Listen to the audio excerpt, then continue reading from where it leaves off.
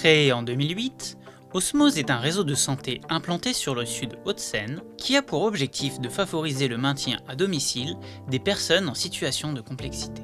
En 2014, la structure lance le dispositif AIDA, accompagnement individualisé au domicile des aidants de malades Alzheimer ou apparentés, un programme né d'un constat sur le terrain. Sur notre territoire, il y a beaucoup de choses qui sont proposées pour les aidants, mais qui sont des actions collectives. Et souvent, les aidants ne veulent pas sortir de chez eux, n'osent pas s'exprimer en collectivité ou dans un groupe.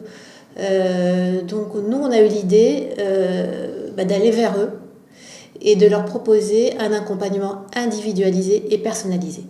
Donc nous, on va s'inscrire en complémentarité de cette action. Particularité du programme, la présence d'une équipe pluridisciplinaire aux côtés des aidants, pilotée par un psychologue. Il y a 6 séances dans ce programme et puis il y a un suivi avec un psychologue qui est le fil conducteur des séances, mais associé à une infirmière, avec un médecin, moi en l'occurrence, quand il s'agit de donner une information sur la maladie de la personne malade. Et puis en fonction des besoins, on ajuste.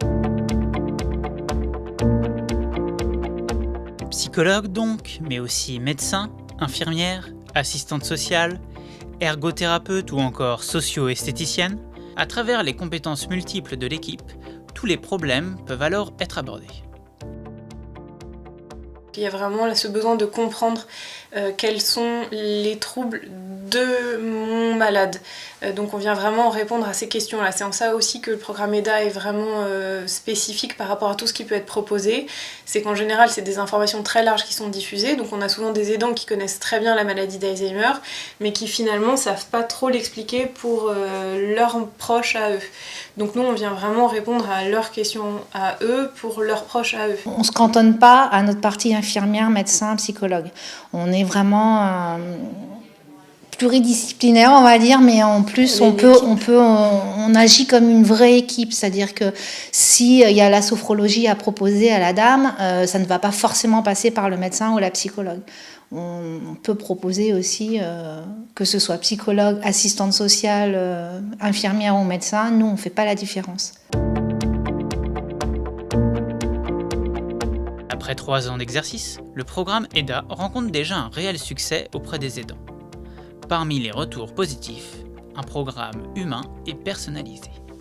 On avait vu qu'on pouvait se réunir avec des aidants pour d'autres malades, ce que j'ai jamais voulu faire et ma femme non plus, parce que se retrouver dans une salle à reparler de la même chose, etc. Alors que là, c'était quand même une équipe médicale, des gens spécialisés. Et, pour nous, c'était beaucoup plus bénéfique.